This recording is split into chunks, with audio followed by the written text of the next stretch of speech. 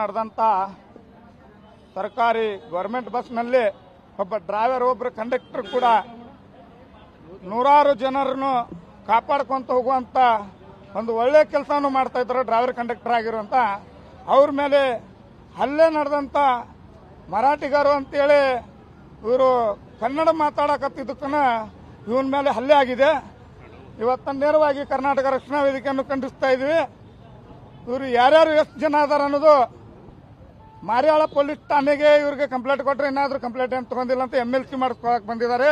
ಆ ಕಂಡಕ್ಟರ್ನ ಕನ್ನಡ ಮಾತಾಡಂದಿದ್ದಕ್ಕನ್ನ ಇವರು ಒಂದು 20 ಜನ ಕೂಡ ಇವ್ರನ್ನ ಹೊಡೆದಾರ.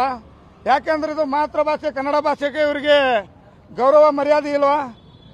ಕನ್ನಡ ಮಾತಾಡಂದಿದ್ದಕ್ಕೂ ಇವರು ಮರಾಠಿ ಮಾತಾಡ್ಬೇಕಂತ ಹೇಳ್ಕಾಟ ಹೊಡಿತಾರಂದ್ರೆ ಒಂದು ಡ್ರೈವರ್ ಕಂಡಕ್ಟರ್ಗೆ ಯಾವ ಕಾರಣದಿಂದ ಹೊರಿತಾ ಇದ್ರೆ ಸರ್ಕಾರ ಏನು ಇದನ್ನು ಕಣ್ಣು ಮುಚ್ಕೊಂಡು ಕುಂತಿದ್ರೆ ಇದನ್ನ ಈ ರೀತಿ ನಡೀತಾ ಇದೆ ಅನ್ನೋದು ಮೊದಲನೇದಾಗಿ ಇದನ್ನು MESನವ್ರನ್ನು ಹೊರಗೆ ಹಾಕ್ಬೇಕನ್ನುವಂತ ನಾವು ಸಾಕಷ್ಟು ಬಾರಿ ಹೋರಾಟ ಮಾಡಿದ್ರು. ಈಗ ಮತ್ತಂತ ಬರ್ತಾ ಬರ್ತಾ ಆ ಡ್ರೈವರ್ಗೆ ಹೊಡೆದ್ರು, ಕಂಡಕ್ಟರ್ಗೆ ಹೊಡೆದ್ರು. ಇವತ್ತು ಹಲ್ಲೆ ಮಾಡಿ ಪಾಪ ಅವರು ನೋಡ್ಕೊಂಡ್ರೆ ಅಲ್ಲಿಂದ ನಡಿಯಾಕ್ ಬರ್ತಾ ಇಲ್ಲ, ಅಳ್ಕೊಂತ ಬರ್ತಾ ಇದ್ರಿ ಅವರು ಎಲ್ಲ. ಇವತ್ತು ಕನ್ನಡಿಗರೆಲ್ಲ ಕೂಡ ಇವ್ರು ಯಾರ್ಯಾರು ಗುಂಡಾಗಿಲ್ಲಿಯನ್ನು ಮಾಡ್ತಾ ಇದಾರಲ್ಲ ಇವರಿಗೆ ನಾವ ತಿರುಗಾಡಿ ಬಿಡಬೇಕಾಗಿತ್ತ ಇನ್ಮೇಲೆ. ಯಾಕಂದ್ರೆ ಪೊಲೀಸ್ ಇಲಾಖೆಯವರಿಗೆ ಹೇಳಿದ್ರು ಕೂಡ ಇವ್ರನ್ನೆಲ್ಲರನ್ನು ಒಳಗೆ ಹಾಕುವಂತ ಕೆಲಸ ಮಾಡಬೇಕಾಗಿತ್ತು. ಇದನ್ನ ಬಿಟ್ಟು ಪಾಪ ಕಂಡಕ್ಟರ್ ಡ್ರೈವರ್ ಇಬ್ರು ಬಡಿಸ್ಕೊಂಡು ಸಿವಿಲ್ ಹಾಸ್ಪಿಟಲ್ಗೆ ಬಂದಿದಾರಂದ್ರೆ ಇವ್ರಿಗೆ ನಾಚಿಕೆ ಮಾನ ಮರ್ಯಾದೆ ಇಲ್ಲ. ಇವರಿಗೆ ಸ್ವಲ್ಪ ನಾಚಿಕೆ ಬರ್ತಾ ಇದೆ. ಇವರಿಗೆ ಪೊಲೀಸ್ ಇಲಾಖೆಯವರು ಆಗಿದ್ದಕ್ಕೂ ಇವ್ರನ್ನ ಮೊದಲಲ್ಲಿ ಕುಂದ್ರಿಸಿ ಎಲ್ಲರನ್ನು ಒಳಗೆ ಹಾಕ್ಯಾಟು ಇವ್ರನ್ನ ಮೊದಲು ತಿರುಗಾಡಿ ಬಿಡಬೇಕಾಗಿತ್ತು. ಇದನ್ನ ಬಿಟ್ಟು ಪಾಪ ಡ್ರೈವರ್ ಕಂಡಕ್ಟರ್ನ ಇಲ್ಲೇ ಸಿವಿಲ್ ಹಾಸ್ಪಿಟಲ್ ಕಳಿಸ್ಕೊಟ್ಟಿದ್ದಾರೆ.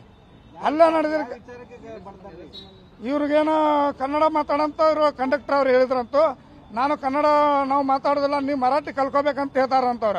ಕರ್ನಾಟಕದಲ್ಲಿ ಬಂದು ವಾಪಸ್ ನಾವು ಮರಾಠಿ ಕಲ್ಕೋಬೇಕಾ?